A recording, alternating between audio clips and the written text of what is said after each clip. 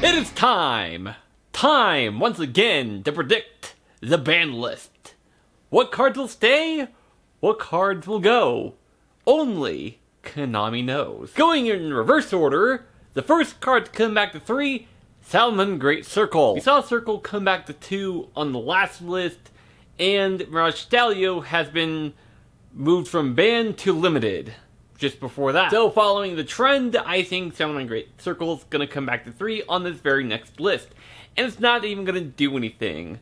Salamangreats aren't doing anything this format. And if they are doing anything, it's mostly because of DPE, the Adventure Engine, and Scythe, which we'll get into later in this video. And another quick play spell coming back to 3 on this next list is Scapegoat. We saw it come back to 2 in the last list, and again, it's not doing anything. And I guess you can link climb into access code Talker on turn 3, which decks are doing pretty much anyways. And that's if you haven't used the tokens to chump block your opponent's attack. I'm going to skip over the semi-limited a little bit, because Konami kind of uses this as a quarantine zone for cards to either be moved to 1 or back to 3.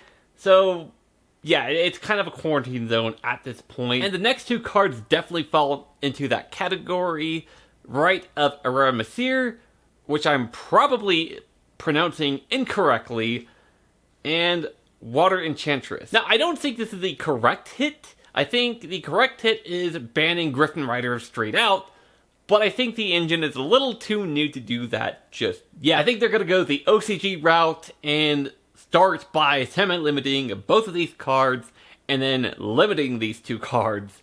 So, I don't think that's correct, but I think that's what Konami's gonna do. So now, to fully embrace the limited list, starting off with another card from the Eternal format, Orchest Harp Horror. I think I had this on my last list, but I don't remember. But I'm gonna include it on this list as well, purely because Orchest is kind of a bricky mess. Sure, they have 3 Nessies, and they have Rusty Bardich again, but the deck isn't gonna do much. It's still a mess to try to play with.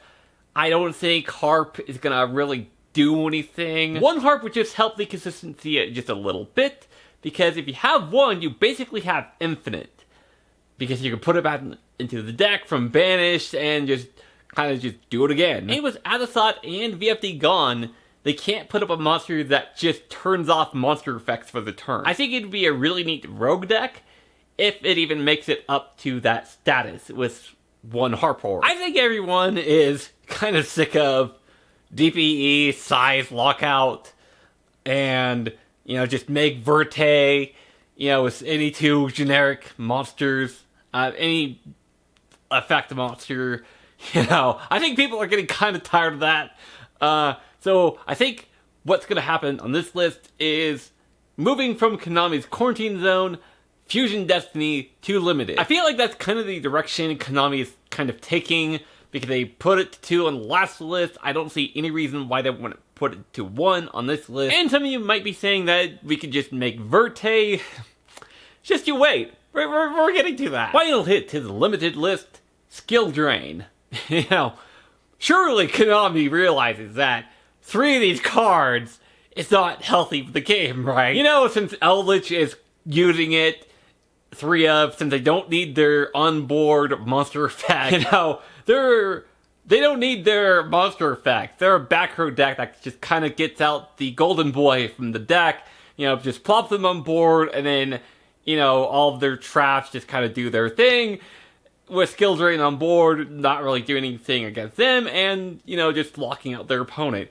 You know, surely Konami realizes that. And then you just kind of have to draw the Harpy's Feather Duster or Lightning Storm, you know, and you activate it. But hey, guess what? They have the Total Judgment to negate it. You know, surely Konami realizes. Surely they realize this is a problem, right? Surely they realized their mistake and said, hey, you know, let's put this card back to 1 where it belongs in the next list, right? Surely they realize that, right? Please? I don't think they realize this. Lastly, the ban. First card, Auroradon. I don't think this is the correct hit, but I don't think Konami's gonna hit Healthy Firebracks either. I think Konami's gonna choose the Auroradon option to kind of ring in these synchro spam strategies that just vomit out Burlow Savage Dragon, Burrow on the floor, and whatever the fuck else. Again, I don't think this is the correct hit. Again, I don't think this is the correct hit, but I don't think Konami's gonna hit Firebracks either because of plot armor? I don't get it. Next card to be banned is Barrier Statue of Stormwinds. Now, what makes this different from every other statue? Well, my friends, birds! It's a little too easy for Splendors to set up, and even have protection for it with other forms of disruptions like Ryza. And another card that should share this spot with Stormwinds is Harpy's Featherstorm, since it just shuts off monster effects for the turn. I think I also talked about these two cards on my last list as well, so maybe this time Konami will actually do something about these cards. Second to the last card is Verte Anaconda.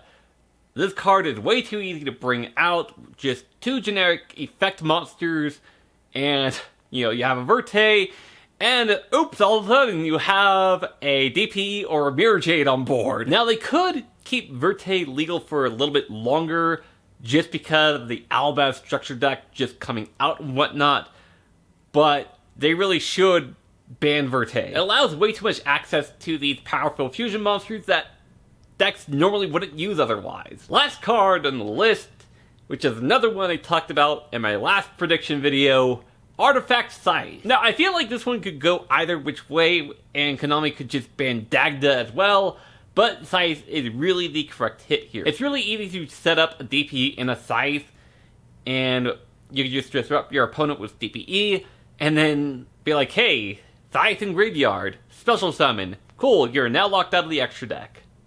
And the turn basically ends. Unless, if your opponent doesn't run a deck that cares about the extra deck, like Flundery, it pretty much skips a turn, and then you can just OTK on the next turn, which isn't very hard since DPE is at 2500 and Scythe is at 2200.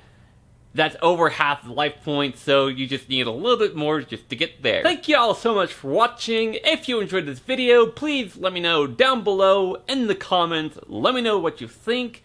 And while you're down there, subscribe to the channel and follow me on all relevant social media.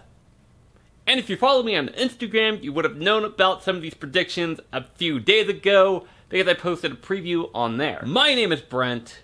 I am Axel Weird. Her name is Lilith. She's a Furby. And we'll see you all next time. Peace.